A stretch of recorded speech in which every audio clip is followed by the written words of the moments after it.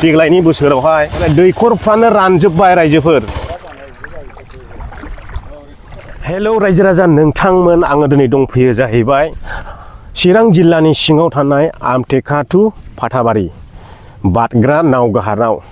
दाथ' दैलां बोथोरा सौफैलायबाय, दै देरनाय सम जालायबाय, जोंनिथ' दालांबो गैया जेबो गैया नालाय, दा बेनिखायनो दिनैहाय नाव बोखांनो फैजेनबाय जाहैबाय। नायदो नोंथांमोना नावा बैयाव दं हनै।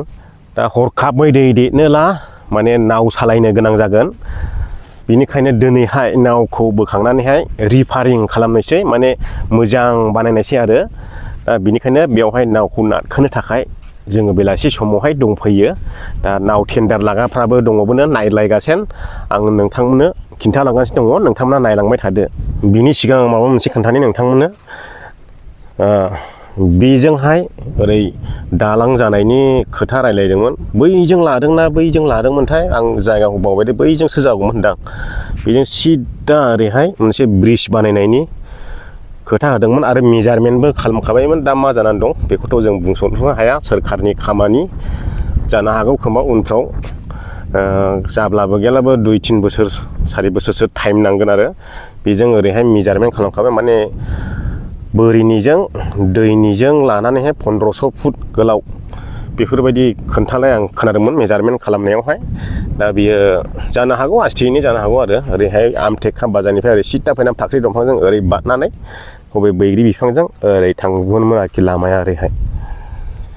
दैज्लां बोथोर सौफैबाय, जोंनि आइलेण्ड एरियानि रायजो राजाफ्रा फारसेनिफ्रायनो न'खर सलायनायाव मा खरस नांगौ, माइरं दैरंनिफ्राय लानानै मस्ला मस्लि मैगं थाइगं बेखौ लायनो थाखायनो आरो जायनाखि आबाद मावो बे आबादखौ बाजाराव फानहैनो थाखायनो बे दैमाजोंहाय जिउ दान होनानै बारनांगौ जायो रायजोफोर। दा दिनै खोन्थालांगोन नोंथांमोननोहाय। दाथ' मेसें सम, बैयाव दालां बानायदों, बैयाव औवा दालां होदों, बेजों बारो। ओमफ्राय दैनि गुवारखौ नोंथांमोना नायदो। ओमफ्राय नैबे जाहैबाय नाव।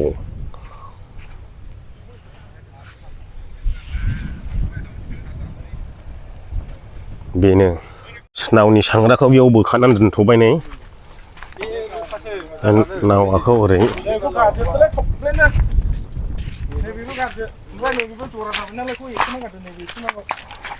बाथामफ्राथ' बिनि सोलिखायो दा।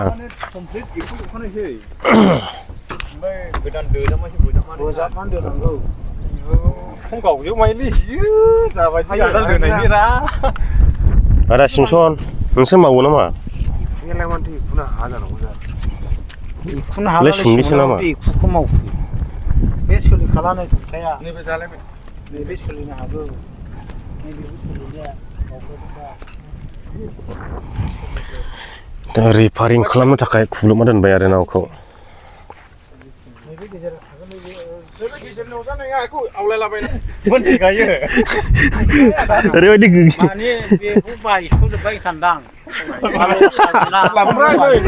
मबेथो बाइकखौ ख्रिये होनलायनाय? ए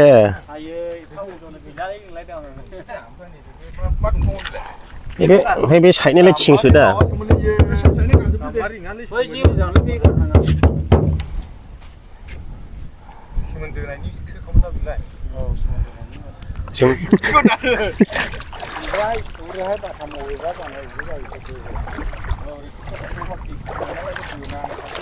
नायदो बेसे गोलाव नावा।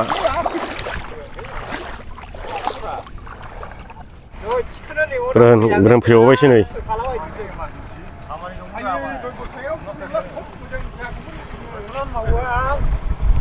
दे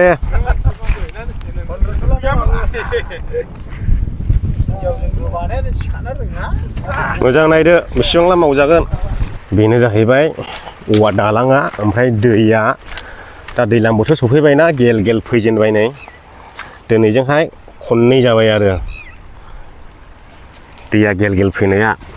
बे मे मासनिफ्राय एसे देखायो दैया। नायदो ओरैबायदि गेन्दा।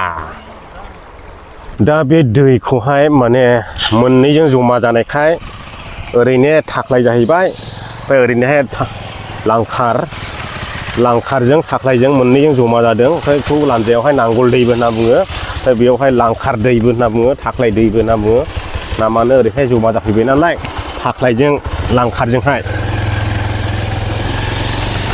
दा बेयाव दालां गोदान जासान्दियानो ओरैबायदि खस्थ' जानायसै दाथ' सफैलायबाय ने नुखाबाय दा दैया गेन्दा फैजेनबाय आरो बेजों लोगोसे देग्लाय 2024 बोसोरावहाय ओरैबायदि आंखाल जाबोगासिनो दङ माने बोथोराबो थांगासिनो दं आंखालाबो बारायगासिनो दङ दा जोंनि चिरां जिल्लायावहाय दैसोमजरा गामिनिफ्राय लानानै ओरैहाय खयला मयला ओरै बान्दोगुरि मा गामि दङ ओरै हाथिमारानो बायदि बायदि गामि ओमफ्राय ओरैहाय जमनागुरि गोजोनपुरि माबा बालाजाहार मालिबिथा लालाय नैबे बैफ्रावहाय ओरैबायदि लोंनायनि दैनि थाखाय आंखाल जानानै फैबाय देग्लायनि बोसोरावहाय माने दैखरफ्रानो रानजोब्बाय रायजोफोर दा बेयावहाय माने एसे आङो खोनानो मोन्दों जायगा जायगा बरिं बानायना होनायनि थांखि लागासिनो दङ नैबे साननैसोनि उनावनो